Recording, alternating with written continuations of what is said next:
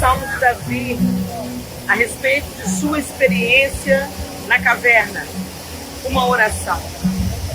Nós estamos em En-Gedi, um oásis no meio do deserto, vocês viram pelo caminho. E Samuel, 1 Samuel, capítulo 24, descreve aquele episódio que Davi e seus companheiros estavam escondidos no interior de uma dessas cavernas, a gente não sabe qual, mas uma dessas cavernas, fugindo da ira de Saul, que perseguia Davi por inveja. E Davi se esconde com seu bando aqui nesse lugar, ele passa algum tempo aqui, e a gente pode ver claramente na composição dos Salmos de Davi, a gente vê a referência dele, as cabras monteses. Era um lugar também, era um lugar de refúgio, também um lugar de contemplação de Deus. E Saul entra nessa caverna, e Davi tem nas suas mãos a oportunidade para tirar a vida de Saul e encerrar aquela perseguição que era injusta. Os homens de Davi o encorajaram, acaba com isso. Certamente foi Deus que colocou Saul nas suas mãos. Acaba logo com essa perseguição, ela é injusta. E Davi fala assim, não, eu não posso fazer isso. Um dia, Saul foi ungido pelo Senhor. Então, o mesmo Deus que ungiu Saul, e o mesmo Deus trate com Saul. Não sou eu que vou tirar a vida. Ele não viu como uma oportunidade, né? Ele viu como uma oportunidade de reconciliação. Seus amigos, seus companheiros viram como uma oportunidade de vingança. Ele viu de reconciliação, porque quando você vai lendo lá, 1 Samuel capítulo 24, ele corta, sem Saul perceber, ele corta um pedaço do manto de Saul, e quando Saul sai da caverna, ele fala com Saul, e ele deixa Saul saber, eu tive a oportunidade de tirar sua vida, para de me perseguir, eu não quero te matar, eu não quero fazer nada contra você, né? Todas as oportunidades que Saul precisava ter para se arrepender, ele teve, mas Saul se arrependia, ele não se arrependia na verdade, ele sentia remorso, ele sentia culpa por estar naquele processo de perseguição, mas logo a inveja vencia o processo e ele retomava a sua fúria contra Davi e a sua tentativa de exterminar Davi. Mas eu quero refletir com vocês aqui uma dessas orações que Davi fez logo depois da experiência que ele teve na caverna. Ele disse, no Salmo 142, clamo em alta voz ao Senhor, eu suplico pela misericórdia do Senhor, derramo diante dele minhas queixas e lhe apresento minhas angústias. Quando estou abatido, somente tu sabes o caminho que devo seguir. Aonde quer que eu vá, preparam armadilhas contra mim. Procuro alguém que venha me ajudar, mas ninguém sequer lembra que eu existo. Não tenho onde me abrigar. Ninguém se importa com o que acontece comigo. Então clamo a ti, Senhor, e digo, tu és meu refúgio. És tudo que desejo na vida. Ouve meu clamor, pois estou muito fraco. Livra-me dos que me perseguem, pois são fortes demais para mim. Tira-me da prisão, para que eu te dê graças. Os justos se juntarão ao meu redor, pois tu és bom para mim. Talvez não, eu tenho certeza, todos nós aqui já vivemos situações na vida, na jornada, que a gente sentiu o gosto amargo da injustiça na boca. Quantas vezes, gente, a gente vive situações, seja na família, no trabalho, no lugar onde a gente estuda, na nossa situação política, em algum momento da vida, se você ainda não sentiu, é garantido, você vai sentir. Em algum momento parece que as coisas se voltam contra você, um sentimento de injustiça, um sentimento de que Deus perdeu o poder, que Deus perdeu. Será que Deus é mesmo misericórdia e amor? Será que Deus está vendo isso que está acontecendo? Às vezes a gente se mete a se achar mais justo do que Deus. Né? E a gente pensa que Deus perdeu o controle daquela situação específica. Ou às vezes parece que Deus está surdo para as nossas orações, às vezes a gente está vivendo uma situação difícil, no âmbito doméstico, num casamento complicado, num filho, enfim, são tantas situações e você sabe talvez alguma coisa que você esteja passando, onde está uma sensação de injustiça ou uma sensação de Deus não ouviu a minha oração, ou Deus está preocupado com outras coisas. Será que Deus é tão bom mesmo? E Davi não foi diferente. Não acontece só com a gente. Vai acontecer com a nossa descendência. Enquanto houver vida, é isso que vai acontecer, gente. Enquanto a gente estiver nessa estrutura humana, é isso que vai acontecer. A Jéssica e o Yusuf chegaram do Níger. A Jéssica é missionária com o Yusuf há anos no Níger. O país mais pobre da terra. Né? E lá, o Boko Haram é um grupo radical que eles exterminam simplesmente pelo prazer de exterminar quem pensa diferente deles.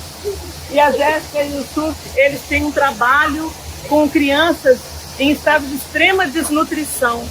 Às vezes eles vão lá, edificam, constroem, formam uma escola, faz uma clínica, faz um hospital, consegue com muito esforço na estrutura, aí chega lá os perseguidores e derruba tudo, e queima tudo, e arruína o trabalho deles. Imagina o sentimento de frustração, imagina o sentimento de injustiça que eles já viveram. Né? A gente vai poder criar uma oportunidade da Jéssica e o YouTube compartilharem um pouco conosco. Mas eles desistiram? Não. Mas tiveram vontade? Várias vezes, com certeza. Várias vezes eles devem ter pensado, Deus, o Senhor não está vendo, Deus? Será que o Senhor não sabe, Senhor? Nós estamos aqui trabalhando para o Senhor. A gente está trabalhando para criança, para salvar a vida de crianças. A Jéssica conta que quando ela chegou no ambiente que eles trabalham, né? Ela falou para Deus, oh Deus, que eu não perca nenhuma criança. Na primeira semana ela já perdeu. Desde então a Jéssica e o Yusuf, eles convivem com a morte. A morte de criança. Mas se a gente olha para a circunstância e tira os olhos do Senhor, a desesperança vai nos sucumbir. Vai acabar com a gente. E aí, a gente vê esse salmo de Davi, onde ele está clamando. Ele está clamando por misericórdia. Ele está clamando. Ele fala, onde quer que eu vá, preparo uma armadilha, eu procuro alguém que venha me ajudar, mas ninguém sequer lembra que eu existo. Ele está falando isso aqui, mas no final do salmo ele diz assim, eu clamo a ti, Senhor, e digo, no verso 5, tu és meu refúgio, é tudo que desejo na vida. E é tão precioso isso, porque no meio da escuridão, Davi consegue enxergar uma coisa, o Senhor é tudo que eu preciso. Se eu estiver com o Senhor, eu vou dar conta. Se eu estiver com o Senhor, eu vou chegar até o fim. Se eu estiver com o Senhor, se eu estiver com os meus olhos no Senhor, o Senhor vai me sustentar na medida que eu preciso ser sustentado. E aí o Salmo 104, ele diz assim, olha, todo o meu ser louve ao Senhor. Ó Senhor meu Deus, como és grandioso. Estás vestido de glória e majestade, envolto num manto de luz. Estendes as cortinas estreladas dos céus. Pões as vigas de tua casa nas nuvens de chuva. Fazes das nuvens o teu carro de combate. Cavalgas nas asas do vento. Os ventos são teus mensageiros e as chamas de fogo teus servos. Firmaste o mundo sobre seus alicerces, para que jamais seja abalado. Vestiste a terra com torrentes de água, com água que cobriu até os montes. Por tua ordem, as águas fugiram ao som de teu trovão, saíram correndo. Montes se ergueram e vales afundaram ao nível que tu decretaste. Estabeleceste um limite como as águas, para que nunca mais cobrissem a terra. Fazes as fontes derramarem água nos vales, e os riachos correm entre os montes. Todos os animais bebem dessa água, e os jumentos selvagens matam a sede. As aves fazem ninhos junto aos riachos e cantam entre os ramos das árvores. De tua habitação celeste envias chuvas sobre os montes e enches a terra com o fruto do teu trabalho. Fazes o pasto crescer para os animais e as plantas para as pessoas cultivarem.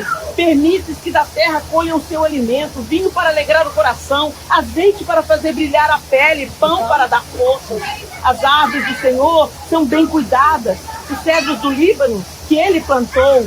Nelas as aves fazem seus ninhos, nos ciprestes as cegonhas têm seu lar. No alto dos montes vivem as cabras selvagens, nas rochas se escondem os coelhos silvestres. Fizeste a lua para marcar as estações e o sol sabe a hora de se pôr. E assim o salmista continua contemplando a Deus através da sua criação.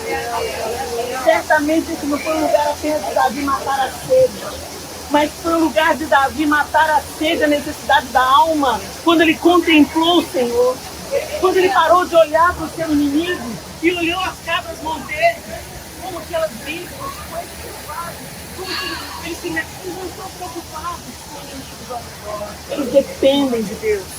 E nessa contemplação de Deus, através da criação, Davi se fortalecia, aquietava o seu coração.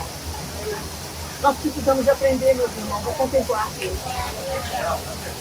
A natureza não está aí só para nos servir, só para refrescar o nosso calor, não só para alegrar a nossa alma, mas para nos lembrar que o mesmo Deus que faz o sol nascer e se pôr, o mesmo Deus que faz a chuva cair sobre os justos e injustos, o mesmo Deus que veste o lírio do campo de beleza e majestade, o mesmo Deus que alimenta as aves do céu, é o mesmo Deus que é seu Pai, que te criou, sabe da sua aflição, sabe da sua necessidade. E Ele, vamos tirar os olhos das circunstâncias terríveis ao nosso redor.